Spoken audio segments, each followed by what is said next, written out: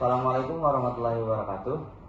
Salam sejahtera untuk kita semua. Pada kesempatan kali ini kami dari mahasiswa Prodi Pendidikan Pancasila dan Kewarganegaraan Universitas Pamulang akan melakukan wawancara tentang ilmu sosiologi. Di sini saya bersama rekan saya, di sebelah kanan ada Fikri Benyamin dan juga sebelah kiri saya ada narasumber yang kebetulan berkompeten dalam bidang ilmu sosiologi, dan kebetulan juga beliau mengajar dan memiliki jam terbang dalam mengajar ilmu sosiologi di tingkatan pendidikan menengah atas. Dan di sebelah kirinya lagi ada rekan saya, Pijar Aulia Samudra. Oke, tidak berpanjang kalam, kita akan membahas tentang pengantar ilmu sosiologi secara dasar, yang nantinya outputnya mungkin dari rekan-rekan yang menonton video ini dapat menyimak atau dapat memahami tentang ilmu pengantar sosiologi. Baik, mungkin secara jelasnya nanti saya akan memberikan kesempatan sedikit waktu dari wawancara kali ini kepada narasumber langsung untuk memberikan penjelasan mengenai latar belakang ataupun backgroundnya, agar lebih memperjelas nantinya pembahasan pengantar ilmu sosiologi.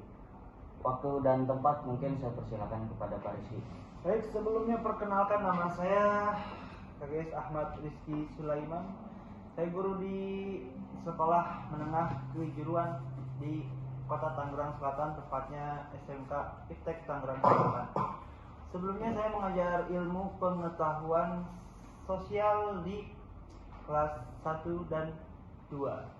Mungkin background dasar saya ketika kuliah di Universitas Pamulang, jurusan Pendidikan Pancasila dan Kewarganegaraan. Oke, berarti kita nih di sini satu alma mater ya? Satu alma mater. Iya. Ini luar biasa ya. Juga kita kenal juga kali ya. Mungkin ya. Tapi Ini pasti kenal ya. Ini ya. Luar biasa sekali. Jadi kita satu alma mater, kawan-kawan, dan di sini pun ada, mungkin kalau disebut di dunia mahasiswa itu kakak kelas ya. Ada senior gitu ya. Dan yang sudah meniti karir di dunia pendidikan, dan alhamdulillahnya berhasil rekan-rekan. Ini mungkin bisa jadi motivasi sebelum kita nanti membahas tentang pengantar ilmu sosiologi. Oke, Pak Rizky, ini Pak Rizky atau Abang nih nyebutnya?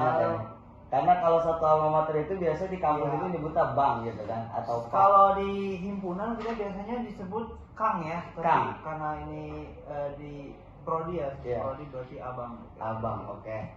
Kita tadi telah mengenal latar belakang dan juga background dari Bang Rizky ya, selaku alumni dari Prodi Pendidikan Pancasila dan Kewarganegaraan Universitas Pamulang. Jadi kita di sini semua itu beralma mater yang sama.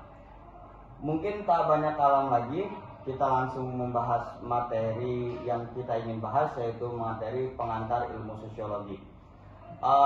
Bisa dari saya terlebih dahulu ya, menanyakan secara singkat, nanti Bang Rizky itu menjawab secara singkat ataupun panjang juga dipersilakan.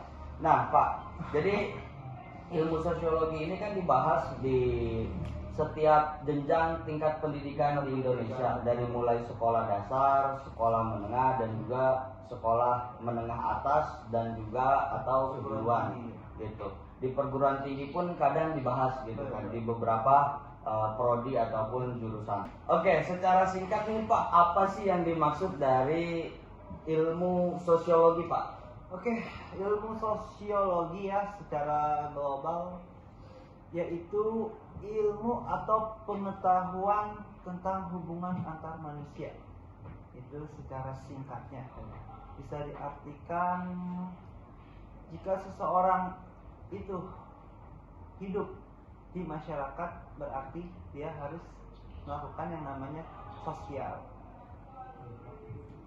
Oke, berarti secara singkatnya nih ya, bisa kita pahami sosiologi itu menyangkut tentang hubungan antar manusia gitu, atau sosial. begitu. Jadi antar individu dengan individu yang lain sehingga membentuklah satu culture atau bisa kita sebut dengan sosial gitu. Betul, karena pada dasarnya manusia itu tidak bisa dipisahkan dengan manusia lainnya kan. Oke, Ada benar. hubungan juga.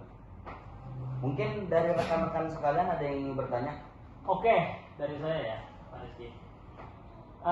Tadi kan sosiologi itu hubungan antar manusia lah bisa dibilang, dan kita tidak bisa lepas dari itu. Iya. Nah, mungkin pertanyaannya gini aja.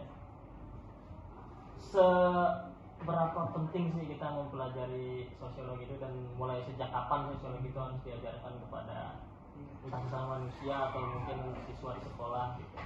Kalau seberapa penting mungkin lebih ke seberapa wajib ya, karena iya wajib, karena kan kalau misalnya hubungan antar manusia itu bisa dikatakan sangat penting, atau itu tadi bisa dikatakan wajib, karena sejak lahir pun kita sudah berhubungan antar manusia gitu kan. Ketika bayi dilahirkan dia udah ketemu ayahnya langsung diajarin. Nah, kalau nggak bisa ngajarin nyuruh orang kan gitu ya. Iya. Gitu. Jadi, Berarti ada interaksi ya Pak Rizky ya. Betul. Saling membutuhkan. Iya. Karena satu dengan yang lain itu saling membutuhkan. Apalagi urusan pinjam meminjam. Iya. Nah, itu sangat penting Pak Rizky. Tolong menolong lah Iya, tolong menolong ya. Iya. Nah, mungkin saya lanjut sedikit Pak Rizky ya. Tadi udah ditanyakan oleh rekan saya seberapa penting atau wajib mengenai ilmu sosiologi ini harus diajarkan dari setiap jenjang pendidikan. Pertanyaan yang selanjutnya dari saya Pak Rizky, itu apa saja sih yang dibahas di dalam sosiologi itu sendiri gitu? Yang dibahas di dalam sosiologi itu sangat luas ya kalau kita bicara yang dibahas. Tapi yang paling terpenting yang dibahas dalam ilmu sosiologi itu berbuat kebaikan. Itu dia yang paling terpenting dibahas, karena jika kita saling membutuhkan maka ada timbal balik. Ya, timbal balik antar manusia itu sendiri. Jika kita membutuhkan satu dengan yang lainnya, kita harus saling tolong menolong. Itu yang paling penting. Iya. Oke, itu tadi penjelasan dari Pak Rizky ya mengenai bahasan apa saja di ilmu sosiologi. Ya pada intinya individu dengan yang lain itu harus saling berkesinambungan. Jadi harus ada hal-hal positif atau hal-hal baik. Nah, terkait cabang-cabangnya mungkin bisa kita pelajari sendiri nanti ya, sosiologi perkotaan, sosiologi mengenai strata intuisi sosial dan sebagainya. Itu nanti rekan-rekan bisa baca buku pengantar ilmu sosiologi karangan Agus Komter gitu. Oke, mungkin dari rekan-rekan ada yang ingin bertanya lagi kepada Pak Rizky? Mungkin saya kali ya. Boleh. Jadi gini Pak Rizky ya kan, saya tuh terkadang bingung juga cara berpikir kita mengenai sosiologi. Jadi ya menurut Pak Rizky, gimana cara berpikir secara sosiologi itu? Cara berpikir secara sosiologi itu sebenarnya mudah aja ya. Cara berpikir secara sosiologi itu jangan dipikirin. Dijalani Lebih gitu ke Pak. praktek. Oh iya, praktek. Karena ilmu sosial merupakan pengamalan kehidupan di masyarakat. Implementasi ya. Implementasi. Di bahasa akademiknya. Iya betul. Tapi kan gini Pak, itu kan jangan dipikirin tapi dipraktekin. Tapi dalam masyarakat ini kan ada yang namanya norma. Betul. Gitu. Nah, untuk kita mengatasi adanya tabrakan norma itu apa namanya, shock culture atau dan lain-lain itu gimana ya? Kalau untuk mengatasi seperti itu, yang pertama kita kan belajar ya mungkin ya. Belajar tentang norma adat dan sebagainya. Kemudian setelah mengetahui, yang dipikir-pikir lagi, setelah tahu langsung amalkan apa yang sudah guru sampaikan. Gitu aja. Mudah sekali belajar ini. Jadi pada intinya tuh konstruk yang harus dibangun itu di ilmu sosiologi itu sendiri ya paling ditekankan itu pengamalan ya, implementasinya ya. Tahu. Jadi seberapa banyak teori yang kita pelajari atau kita ajarkan tapi tidak diamalkan itu hanya omong kosong belakang gitu ya. Iya. Pak Rizky. Tahu amalkan. Tahu amalkan tahu. Oke, menarik ya untuk kita bahas lebih lanjut dan lebih dalam perihal tadi yang dimaksud oleh Pak Rizky. Tahu amalkan, tahu amalkan. Oke, mungkin dari teman-teman ada yang ingin bertanya lagi untuk memperjelas. Saudara Fikri mungkin. Ini cukup kalau dari saya. Cukup. Oke, tadi Pak Rizky menjelaskan ya pada intinya sosiologi ini ditekankan itu terhadap pengamalan atau implementasi. Itu kan secara konstruk yang harus dibangun dalam dasar sosiologi itu sendiri. Nah, yang saya ingin tanyakan untuk lebih memperjelas dari jawaban Pak Rizky tadi. Nah, bentuk pengamalan ini ada gapnya tidak? Ketika ada seorang yang mempelajari kemudian mengetahui sosiologi itu seperti apa, lalu diamalkan, ada gapnya tidak? Misalkan ini bagaimana hubungan antar kegiatan organisasi, kegiatan di sekolah atau kegiatan di lingkungan rumah ataupun tempat tinggal seperti itu. Itu ada gapnya tidak yang harus dicerna atau iya. dibahas gitu. Untuk gap sendiri pasti ada, karena kan kalau misalnya kita mempelajari daripada ilmu sosial ya, tentang hubungan antar masyarakat, kita ambil contoh ketika kita mengimplementasikan hukum sosial itu tentunya tidak sama dengan apa yang kita pelajari, karena kan setiap individu atau setiap orang itu memiliki karakter yang berbeda-beda ya. Betul. Kita bertanya hal kecil atau hal yang kita ingin tanyakan sesuai dengan apa yang kita pelajari, tetapi dengan karakter yang berbeda-beda itu harus kita menyesuaikan dengan siapa yang kita ajak interaksi. Berarti gap itu sendiri sebenarnya tidak ada teori yang baku ya, karena Iya. setiap kecenderungan yang ada di lingkungan dari tiap-tiap individu itu pasti berbeda ya. Pasti berbeda. Berarti tidak ada gap yang baku gitu ya, harus seperti apa dan bagaimana itu tidak ada yang baku ya. Tidak ada yang baku, makanya itu mudahnya belajar ilmu sosiologi. Iya. Dan kita bisa